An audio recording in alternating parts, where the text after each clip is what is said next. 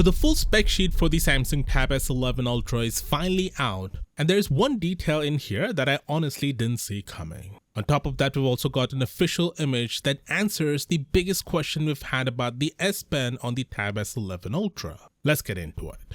What's up guys, Sal here. Now we already knew a few things Samsung was doing with the Tab S11 Ultra, like shrinking down the notch on the front, which also means dropping one of the cameras, plus some changes to the S Pen and a few other tweaks.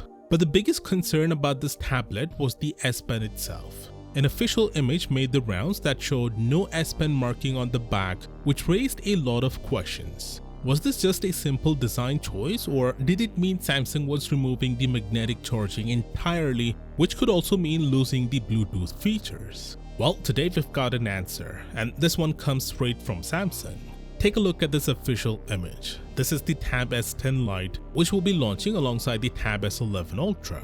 It also supports the S Pen, and if you take a look at the back, there's no marking there either, but the image clearly shows you can still charge the S Pen in that same spot. So what this means is simple. Samsung is only removing the marking, but the magnetic charging is still built in. That's a huge sigh of relief because it basically confirms they aren't stripping the Bluetooth features from the S Pen. And I've said before why those features are so important on a productivity tablet. So it's good to see Samsung keeping them intact. Now moving on, a full spec sheet for the Tab S11 Ultra has been revealed, and it shows a detail that's actually really impressive. This comes from my friend Ahmed, who has a pretty good track record with Samsung leaks. And let's just start with the detail that stood out the most. We already know Samsung is giving the tablet a larger 11,600 mAh battery, that's 400 more than last year's model.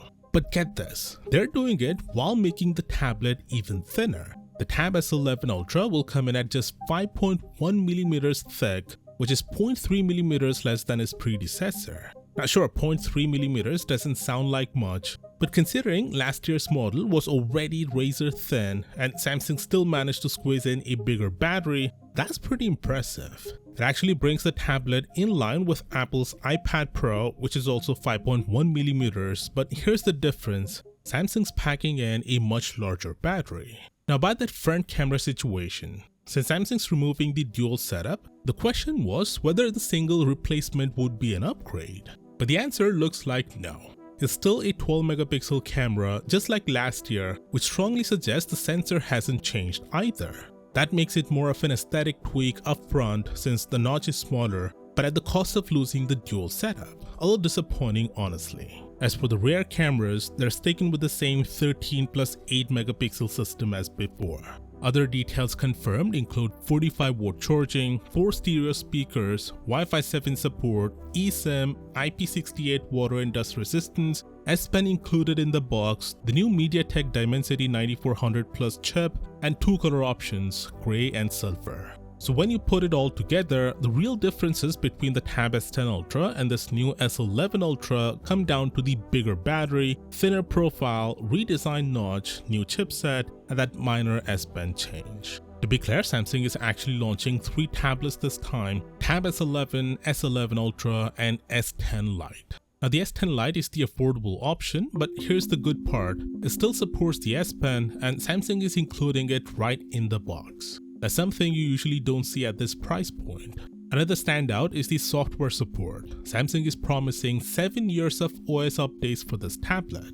And when you consider the fact that it will come in at around $400, that's a pretty big deal. So with that in mind, here are the full specs of the S10 Lite and the other 2 tablets. Now what about the launch? Well, the Tab S10 lineup was unveiled at the end of September last year, so we're probably only a few weeks out from the official reveal. And Samsung has already confirmed they're holding a special press conference on September 4th at IFA, so there's a real chance we'll see the new Tab S11 series debut there. I've got a couple of new updates about the S26 Ultra, and not just that, Samsung is already working on an even bigger change for the Ultra after that.